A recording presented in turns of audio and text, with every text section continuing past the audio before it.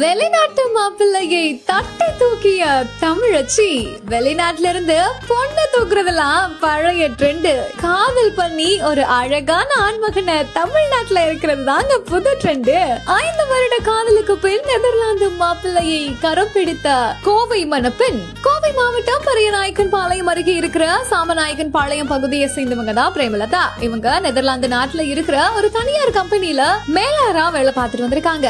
அப்போ நெதர்லாந்து நாட்டுல தொலைக்காட்சி ஒன்றுல வேலை பார்த்துட்டு வந்த ராமோன் ஸ்டீன்ஹீஸ் அப்படின்றவங்க கிட்ட இவங்களுக்கு பழக்கம் ஏற்பட்டு அது பின்னடைவுல காதலா மாறி இருக்குது. அப்படி இருக்கும் பொழுது இவங்க கடந்த 5 ஆண்டுகளா காதலிச்சுட்டு வந்திருக்காங்க.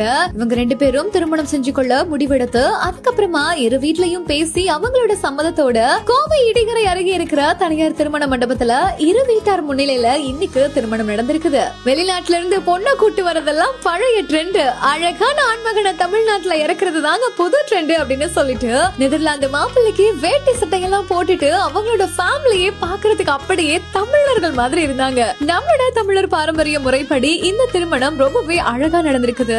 முறைப்படி அக்னி சாட்சியா அம்பி மிதிச்சு அருந்ததி பார்த்து நடந்த இந்த திருமணத்துல நெதர்லாந்து நாட்டுல இருந்து வருகை தந்த ராமோன் ஸ்டீன்ஹீஸோட பேரண்ட்ஸும் சரி அவங்களோட ரிலேஷன்ஸும் சரி எல்லாருமே தமிழரோட பாரம்பரிய வேட்டி சேலைகளை போட்டுக்கிட்டு பார்க்கவே அவ்வளவு பாரம்பரியமா இருந்திருக்காங்க.